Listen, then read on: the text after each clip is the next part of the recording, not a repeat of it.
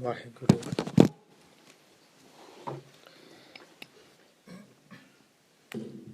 ਵਾਹਿਗੁਰੂ।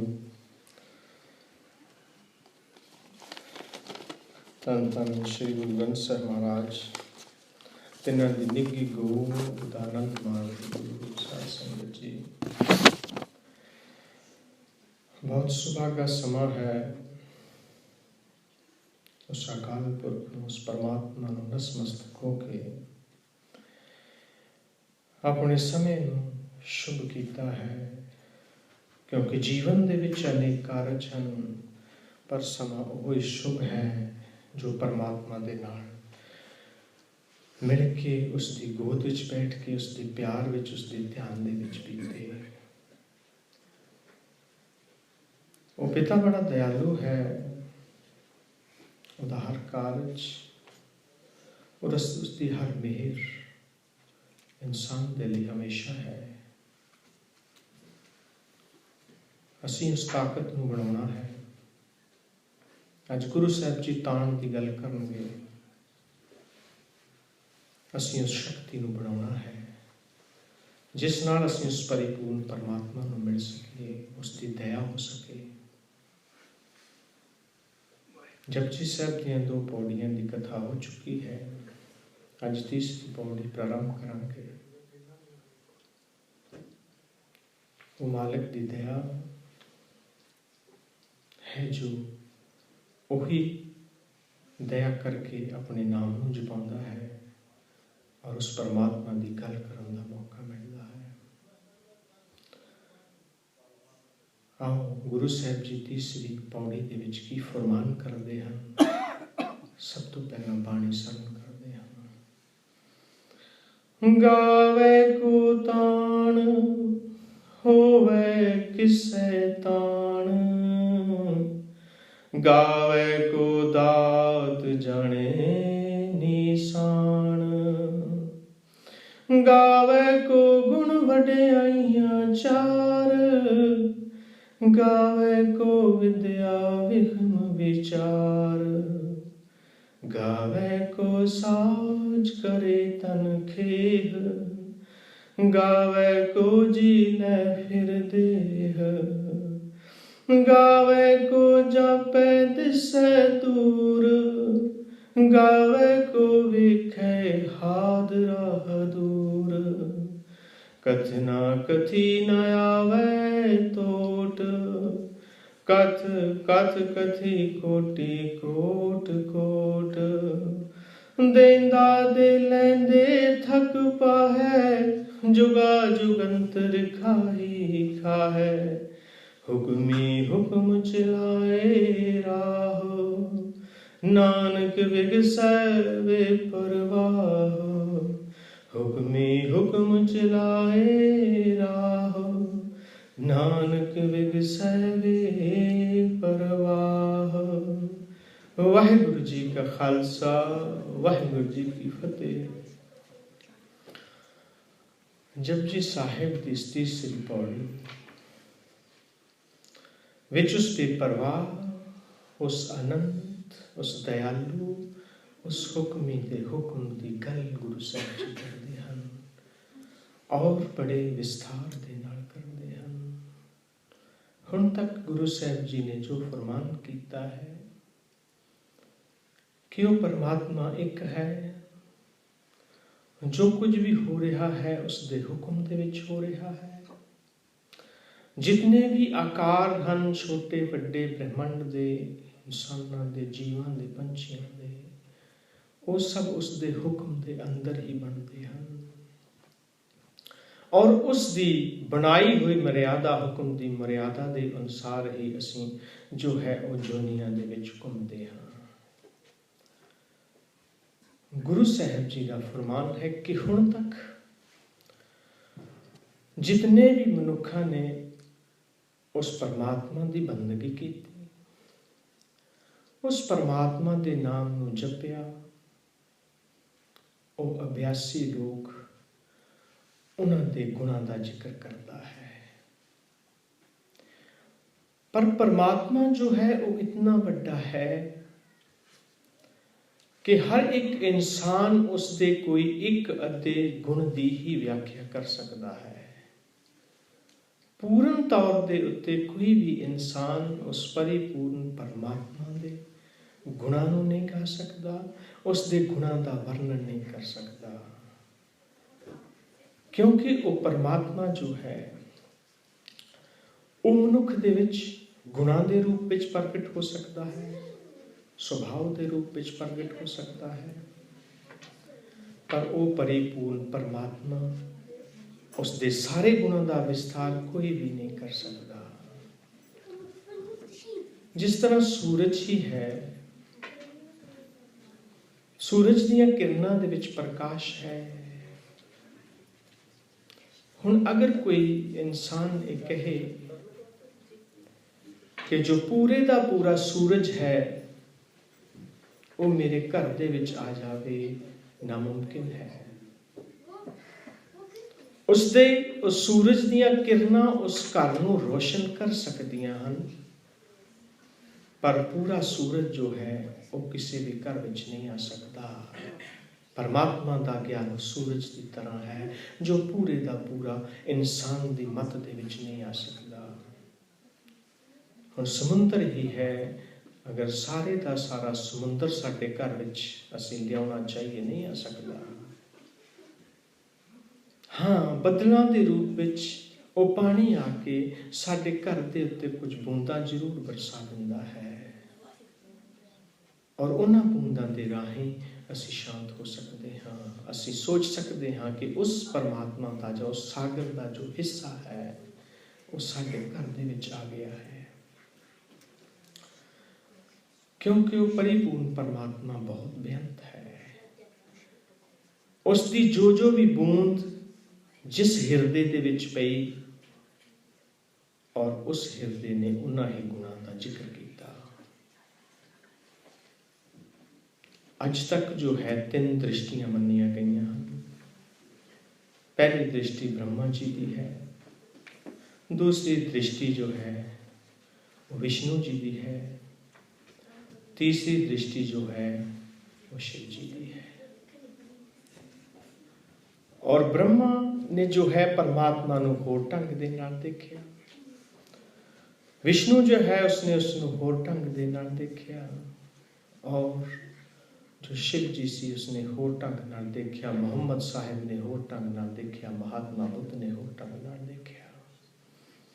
जिस जिस तरह के गुण की किसी को समझ आई उन्होंने उसको इस संसार दे विच वो गुण अगे वंडिया, उसकी व्याख्या की, पर सारे का सारा ज्ञान कदे किसी को प्राप्त नहीं हो सकता।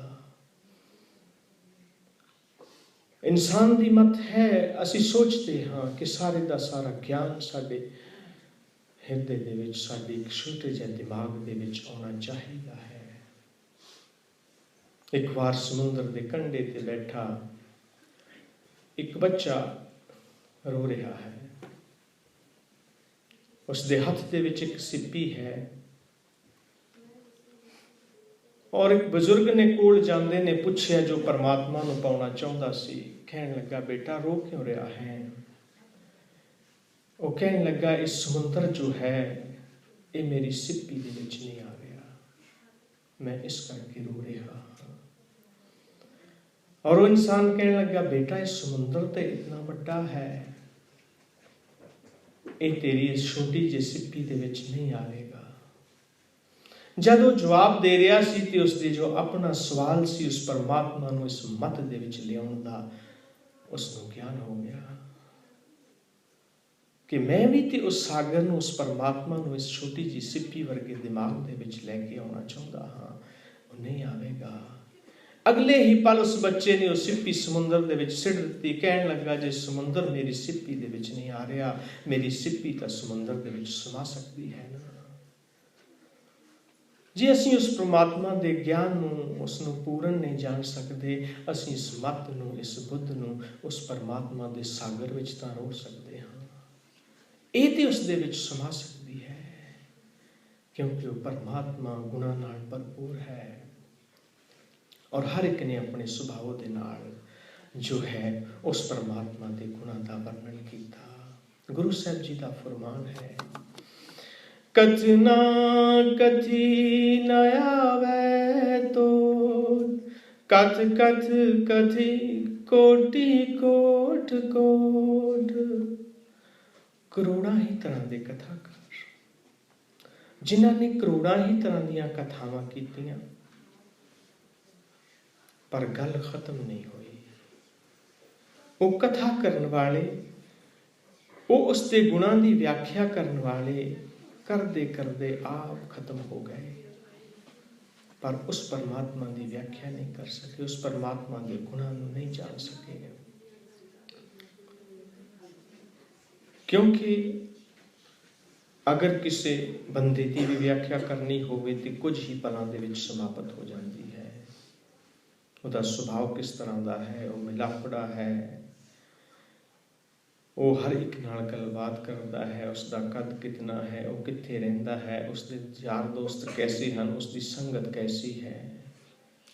बस दो चार गल्लां होर, वो बंदे की कथा समाप्त। किसी देश के बारे दे विच जानना होवे, उसकी जनसंख्या कितनी है, उत्थों के लोग किस तरह की भाषा बोलते हैं, उत्थों के लोग किस तरह के हैं, उत्थे कितने पहाड़ हैं, कितने उच्चे पहाड़ हैं, समुंदर कितने लगते हैं। इहो जिहियां गल्लां करन तो बाद उस देश की व्याख्या भी खत्म हो जाती है। पर उस परिपूर्ण परमात्मा की व्याख्या कदे खत्म नहीं होती। उसनूं कथन करना होवे, किसी भी चीज़ नूं कथन करना होवे, ਉਹਦੇ ਲਈ शब्द का फरमान लाजमी है, अनुभव का होना लाजमी है और जुगत होनी चाहिए है। पर जो पिता का ज्ञान है, जो उस परमात्मा का ज्ञान है, उस विच अनुभव भी होवे, शब्द का ज्ञान भी होवे, जुगत भी होवे, तां भी असीं उस परमात्मा की व्याख्या नहीं कर सकते, उसनूं कथन नहीं कर सकते। साडी छोटी जी मत बुद्ध जो है वो कथन नहीं कर सकती। प्रमाण जो है अधूरे रह जाते हैं, अनुभव जो है वो अधूरा रह जाता है, क्योंकि किसी नूं कथन करन दे लई, किसी नूं फरमाउण दे लई, किसी दी व्याख्या करन दे लई इंसान दे कोल शक्ति का होना जरूरी है। गुरु साहब जी का फरमान है, गावे को तान होवे किसै तान।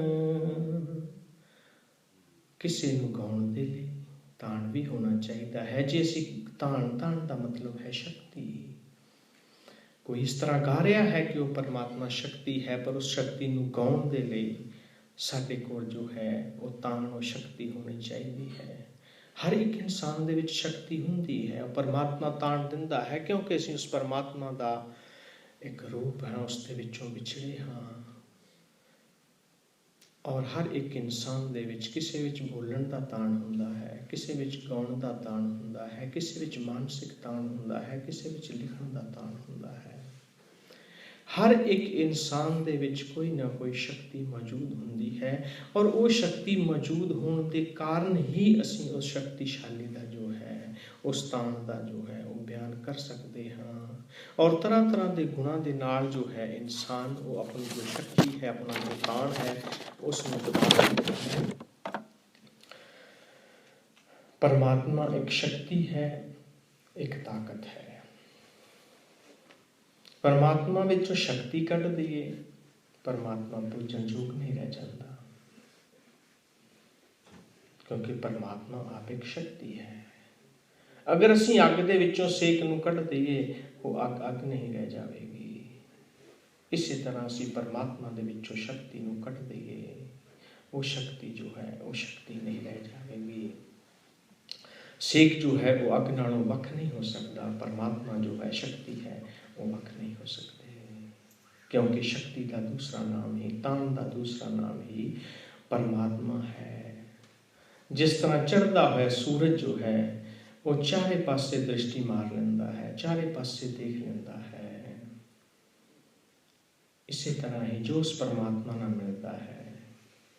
गुरु साहब जी का फरमान है, केता ताण सवाल है रूप, केती दात जाने को कौन कूद। किन्ना को ताण है इस संसार दे विच, किन्नी क शक्ति है उस परमात्मा दे विच, किन्नी दात है उस परमात्मा दी संसार दे विच वंडी हुई। केती दात जाने कौन कूद। किस दे कोल ताकत है कि उसकी व्याख्या कर सके, अंदाजा लगा सके कि किन्ना क ताण है परमात्मा को। बस परमात्मा एक शक्ति है। कूद का मतलब होता है कुवत, कुवत का मतलब होता कहना, कथना, बयान करना। किसी कोल भी गुरु साहब जी फरमान करते हैं इस इतनी ताकत नहीं है कि उस परमात्मा जो है उसका कोई बयान कर सके। धार्मिक दुनिया दे विच कई बारी असी परमात्मा नूं एक व्यक्ति का रूप दे देंदे हां, पर गुरु साहब जी का कोई फरमान है, सो मुख जलम जित कहे ठाकुर जोनी। वो मुख जल जाना चाहिए है जो उस परमात्मा नूं एक व्यक्ति होने का दावा करता है।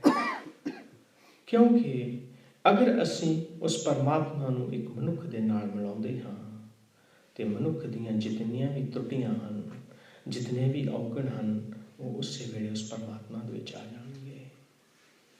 जे असी परमात्मा नूं व्यक्ति दे तौर ते मनदे हां ते जन्म मरण दा चक्कर भी मनना पवेगा। वो परमात्मा जन्म मरण तो रहत है। गुरु साहब जी पहली पौड़ी दे विच ही कह गए हन कि वो अजोनी, वो जुना दे विच नहीं होता। फिर उसकी जात पात सब कुछ मनना पड़ेगा। उस पिता की कोई जात नहीं है, कोई बात नहीं है, और व्यक्ति के रूप में नहीं मन सकते। वो सर्व ठौर है। वो सारिया कमजोरियां जो परमात्मा नाल जोड़नियां पैणगियां जो असी नहीं जोड़ सकते, क्योंकि गुरु साहब का फरमान है वो भगवती है, शक्ति है, ऐसी ताकत है जो सच है और जो हर पासे पसरी हुई है। जिस तरह सूरज हर पासे किरणों के नाल हर पासे दृष्टि मार लेंदा है, उसी तरह ही वो जो परमात्मा है वो अपनी दृष्टि के नाल संसार दे विच सारा कुछ देख लेंदा है। दृष्टि कोई 4.5 अरब तो ज्यादा गिनती है मनुखों की, और हर एक मनुख की देखने की दृष्टि जो है वो वख-वख है। और जो 4.5 अरब तो वध की आबादी है, 4.5 अरब तरह के एक तरह के संसार हो गया, क्योंकि हर इंसान की अपनी दुनिया है, अपनी सोच है, और उस दे मुताबिक जो है हर इंसान जो है अपनी सोच के मुताबिक अपने जीवन में जिंदा है, गलत सही कहता है, पर उसकी अपनी दृष्टि की है उस ते आधारित करता है। अगर एक गुलाब का फुल है, बहुत ही सुंदर है, अति सुंदर है, खुशबूदार है, प्रेम भरिया है, पर उसनू देखने वाली दृष्टि किस तरह की है। जे एक सूर उसनू देखेगा, उसकी अपनी बिरती जो है वो गंदगी वाली है, और वो फुल नू भी गंदगी के रूप में देखेगा। अगर उससे ही गुलाब के फुल नू एक बकरी देखेगी तो हो सकता है कि उसनू वो घाह के रूप में देखे। अगर बुलबुल उसनू देखे, उसका अपना देखने का एक नजरिया है। एक बारी बाग दे विच औरंगजेब की बेटी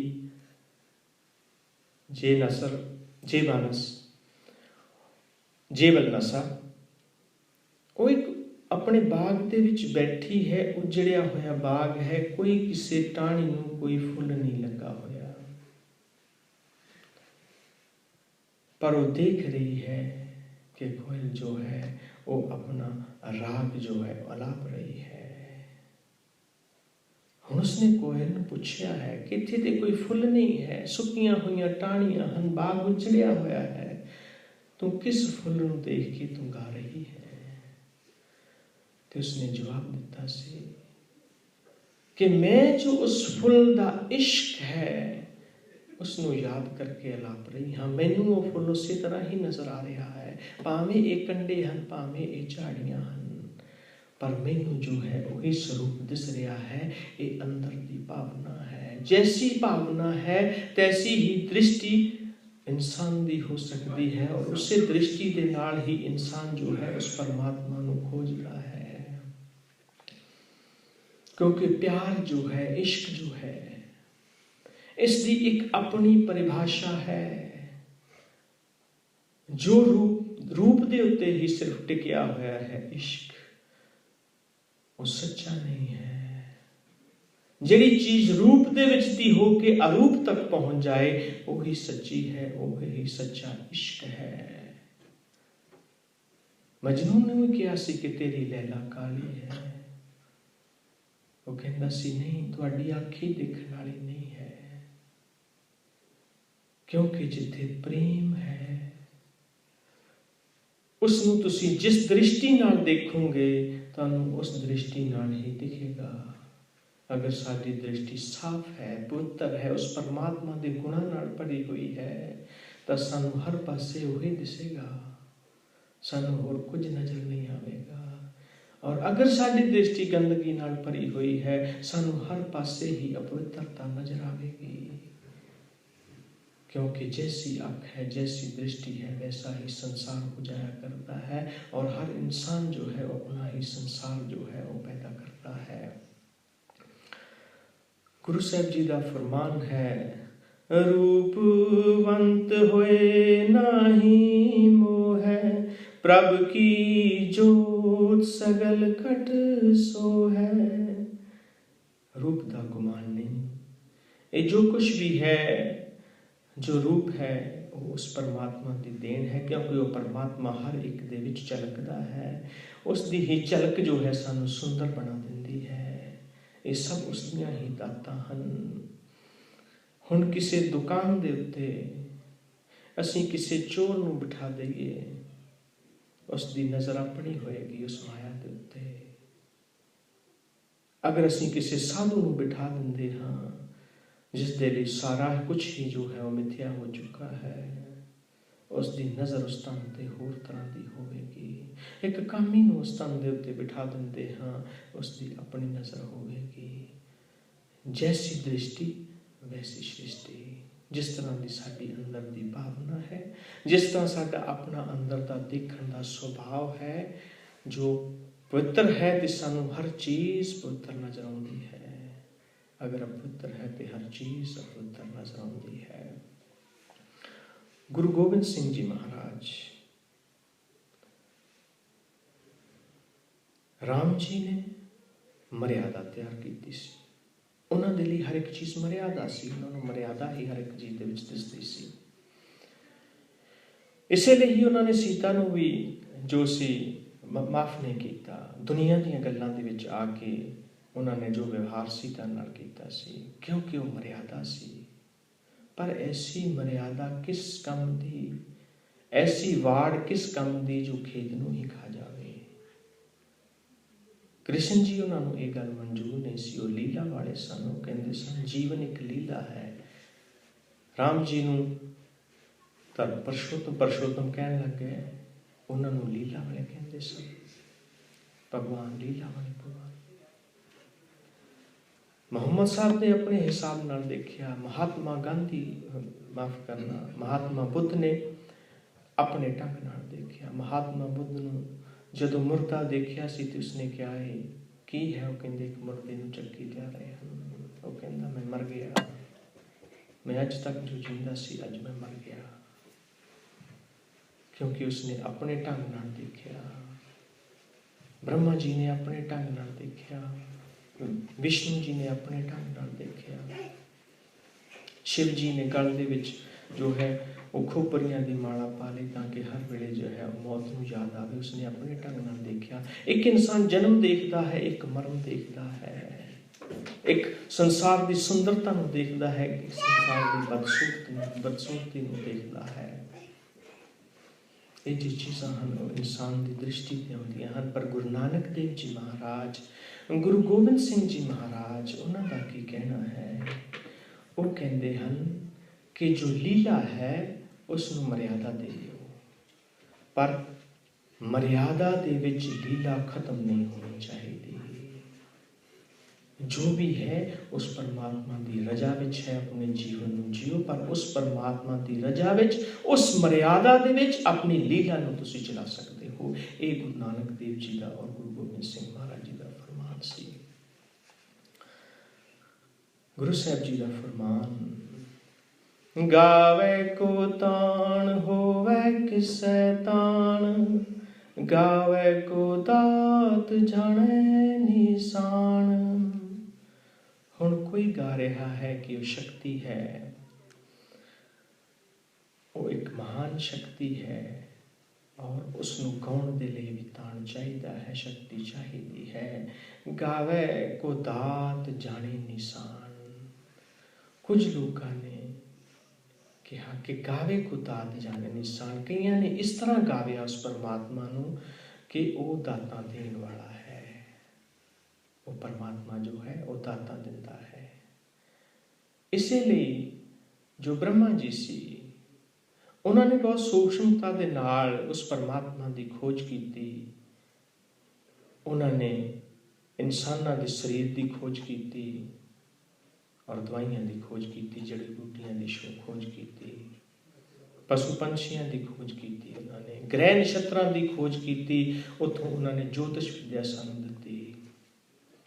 वो बहुत उत्तम दिमाग वाले सन और उन्होंने इतना ज़्यादा ज्ञान इकट्ठा किया, संसार दे विच वंडिया, पर अखीर दे विच जदों उन्होंने बजुर्ग हो गए तो कहने लगे कि अंत नहीं है। उस वेले उन्होंने कहा सी, नेति नेति नेति, ये नहीं, वो परमात्मा होर भी है, इस तो परे भी है, उस तो होर परे भी है, उसका अंत नहीं है। और उस वेले ब्रह्मा जो सी उस परमात्मा दे विच जुड़ गए। हुण जो ब्रह्मा की गल सी, उत्तम दिमाग वाली गल सी, उहदे नाल कुछ दार्शनिक लोग, कुछ विज्ञानक लोग, कुछ डॉक्टर लोग भी जुड़ सके।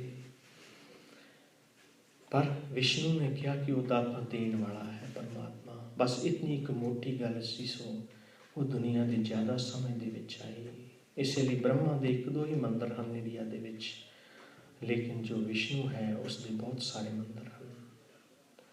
और जो शिव जी है, उस मौत का जो संकरण लिया सी, उसने सिर्फ मौत नूं ही देखिया सी। हुण दुनिया ने यही सोचा कि एक पैदा करता है ब्रह्मा, विष्णु जो है वो पालना करता है, और शिव जी जो है, शंकर जो है वो ले जाता है। तो फिर जो पैदा करता है, जो लेके जाता है, उसकी पूजा की। जो पालता है और जो लेके जाता है उसकी पूजा की। जिसने पैदा किया उसको भुल गए। इसीलिए ही उन्होंने दोनों के मंदिर ज़्यादा हैं। और जो शिव जी है वो हर वेले उदास रहते सन। उन्होंने दृष्टि जो सी उदासीनता वाली सी। और उन्होंने इस तरह गाया कि कोई दाता देने वाला कह रहा है, कोई कह रहा है वो परमात्मा शक्तिमान है, वो एक शक्ति है, व्यापक शक्ति है। जिस तरह का भी किसी को कोई गुण मिलिया, उसने उस तरह का ही गाया। गावे को गुण वडियाइयां चार, चार का मतलब है सुंदर। कोई उसनिया सुंदर वडियाइयां कर रहा है, वो गुणा वाला है, वो दयालु है, वो बेअंत है, वो परमात्मा का कोई अंत नहीं पाया जा सकता। कोई इस तरह के नाल उस परमात्मा को बयान कर रहा है। अपनी अपनी गौण की दृष्टि है, अपना अपना स्वभाव है, अपनी अपना ताण है, अपनी अपनी शक्ति है। किस शक्ति नाल, किस भावना नाल असीं उस परमात्मा को याद करते हैं, बस वही मैंने दिखाती है। निस्वार्थ उस परमात्मा का नाम जपना, उहदे गीत गाने, बिना किसी वापसी के उस परमात्मा को गाना, उस दे विच मिलना, उस दे विच खो जाना, बस यही दुनिया है। यही उस परमात्मा को मिलने का रास्ता है। इस तो अगे व्याख्या अगले हफ्ते होगी। गुरु साहब की बाणी बहुत उत्तम है, निर्मूलक है। वस्ती गल नहीं है उस परमात्मा की बाणी को व्याख्या करना, पर जो मत बुद्ध बख्शता है उसके मुताबिक ही उसके गुण गाए जा सकते हैं। ਗੁਰਬਾਣੀ ਨੂੰ ਪੜ੍ਹਦਿਆਂ ਹੋਇਆਂ, ਬੋਲਦਿਆਂ ਹੋਇਆਂ ਕੋਈ ਸ਼ਬਦ ਵੱਧ ਘੱਟ ਨਿਕਲ ਗਿਆ ਹੋਵੇ, ਕੋਈ ਗਲਤ ਬੋਲ ਗਿਆ ਹੋਣਾ, ਧੰਨ ਧੰਨ ਸ੍ਰੀ ਗੁਰੂ ਗ੍ਰੰਥ ਸਾਹਿਬ ਜੀ ਮਹਾਰਾਜ ਉਹ ਪਰਮਾਤਮਾ ਬਖਸ਼ਣਯੋਗ ਹੈ, ਬਖਸ਼ ਲੈਣਾ। ਔਰ ਅੱਗੇ ਤੋਂ ਅਰਦਾਸ ਕਰਨੀ, ਪਰਮਾਤਮਾ ਦਾਸ ਨੂੰ ਸਮਤ ਬਖਸ਼ੇ, ਆਪ ਦੇ ਨਾਲ ਉਸ ਪਿਤਾ ਦੀਆਂ ਗੱਲਾਂ ਨੂੰ ਸਾਂਝਾ ਕਰੀਏ, ਉਸ ਪ੍ਰੇਮ ਨੂੰ ਉਤਪੰਨ ਕਰੀਏ ਜੋ ਹਿਰਦੇ ਦੀ ਧਾਰਾ ਨੂੰ ਉਸ ਪਰਮਾਤਮਾ ਦੇ ਦੁਆਰ ਤੇ ਲਿਜਾ ਕੇ ਖੜਾ ਕਰ ਦੇਵੇ। ਇਤਨੀਆਂ ਹੀ ਬੇਨਤੀਆਂ ਪ੍ਰਵਾਨ ਕਰਨੀਆਂ। ਇਸ ਤੋਂ ਬਾਅਦ ਸਾਡੇ ਸਤਿਕਾਰਯੋਗ ਵੀਰ ਜੋ ਪੜਤਾਲ ਤੋਂ ਆਏ ਹਨ, ਹਰਵਿੰਦਰ ਸਿੰਘ ਜੀ, ਉਹ ਆਪ ਨੂੰ ਇੱਕ ਸ਼ਬਦ ਨਾਲ ਨਿਹਾਲ ਕਰਨਗੇ। ਉਸ ਤੋਂ ਬਾਅਦ ਸਾਡੇ ਬਾਬਾ ਜੀ ਆਪ ਨੂੰ ਗੁਰਬਾਣੀ ਦੇ ਨਾਲ ਜੋੜਨਗੇ, ਕਿਉਂਕਿ ਭਾਈ ਵੀਰ ਸਿੰਘ ਜੀ ਉਹਨਾਂ ਨੇ ਕਿਹਾ ਹੈ ਕਿ ਅੱਜ ਤਿਆਰੀ ਨਹੀਂ ਹੈ, ਅਗਲੀ ਵਾਰੀ ਸ਼ਬਦ ਜੋ ਹੈ ਬੋਲਾਂਗੇ। ਆਓ ਇੱਕ ਸ਼ਬਦ ਤੋਂ ਬਾਅਦ ਫਿਰ ਭਾਈ ਕੁਲਦੀਪ ਸਿੰਘ ਜੀ ਵੱਡੇ ਵੀਰ ਜੀ, ਉਹ ਆਪ ਜੀ ਨੂੰ ਗੁਰਬਾਣੀ ਨਾਲ ਜੋੜਨਗੇ। ਵਾਹਿਗੁਰੂ ਜੀ ਕਾ ਖਾਲਸਾ, ਵਾਹਿਗੁਰੂ ਜੀ ਕੀ ਫਤਿਹ। ਇੱਕ ਛੋਟੀ ਜਿਹੀ ਬੇਨਤੀ ਹੈ ਕਿ 13 ਤਰੀਕ ਤੋਂ ਲੈ ਕੇ 25 ਤਰੀਕ ਤੱਕ ਦਾ ਗੁਰੂ ਸਾਹਿਬ ਜੀ ਦਾ ਪ੍ਰਕਾਸ਼ ਦਿਹਾੜਾ ਆ ਰਿਹਾ ਹੈ। 13 ਤਰੀਕ ਤੋਂ 25 ਤਰੀਕ ਤੱਕ ਜੋ ਹੈ ਸੁਖਮਨੀ ਸਾਹਿਬ ਦੇ ਪਾਠਾਂ ਦੀ ਲੜੀ ਚੱਲੇਗੀ, ਜਿਹਦੇ ਵਿੱਚ ਸੁਖਮਨੀ ਸਾਹਿਬ ਦੇ ਪਾਠ ਦੀ ਜੋ ਭੇਟਾ ਹੈ ਉਹ 51 ਰੂ ਹੈ। ਔਰ ਇਹਨਾਂ ਦਿਨਾਂ ਦੇ ਵਿੱਚ ਕੋਈ ਵੀ ਮੇਰਾ ਵੀਰ ਭੈਣ ਜੋ ਸੁਖਮਨੀ ਸਾਹਿਬ ਦਾ ਜਾਪ ਉਸ ਪਰਮਾਤਮਾ ਦੇ ਪ੍ਰਕਾਸ਼ ਉਤਰਨ ਦੀ ਯਾਦ ਵਿੱਚ ਕਰਾਉਣਾ ਚਾਹੁੰਦਾ ਹੋਵੇ, ਸਾਡੇ ਨਾਲ ਸੰਪਰਕ ਕਰ ਸਕਦਾ ਹੈ, ਗੁਰੂ ਘਰ ਦੇ ਸੇਵਾਦਾਰਾਂ ਨਾਲ ਸੰਪਰਕ ਕਰ ਸਕਦਾ ਹੈ। ਬਾਕੀ ਦਿਨਾਂ ਦੇ ਵਿੱਚ ਲੈ ਕੇ ਸੋਮਵਾਰ ਤੋਂ ਸ਼ਨੀਵਾਰ ਤੱਕ ਜੋ ਹੈ ਉਹ ਜੋ ਸੁਖਮਨੀ ਸਾਹਿਬ ਦੇ ਪਾਠ ਹਨ ਉਹ ਸ਼ਾਮ 4 ਵਜੇ ਹੋਇਆ ਕਰਨਗੇ, ਔਰ ਜੋ ਐਤਵਾਰ ਦੇ ਪਾਠ ਹਨ ਸੁਖਮਨੀ ਸਾਹਿਬ ਜੀ ਦੇ ਉਹ 10 ਵਜੇ ਹੋਣਗੇ। ਸਾਰੀ ਹੀ ਸੰਗਤ ਨੂੰ ਬੇਨਤੀ ਹੈ ਕਿ ਆਓ ਇਸ ਲੜੀ ਦੇ ਵਿੱਚ ਭਾਗ ਲਈਏ, ਉਸ ਪਰਮਾਤਮਾ ਦੀ ਖੁਸ਼ੀ ਹੈ ਉਸ ਨੂੰ ਪ੍ਰਾਪਤ ਕਰੀਏ। ਵਾਹਿਗੁਰੂ ਜੀ ਕਾ ਖਾਲਸਾ, ਵਾਹਿਗੁਰੂ ਜੀ ਕੀ ਫਤਿਹ।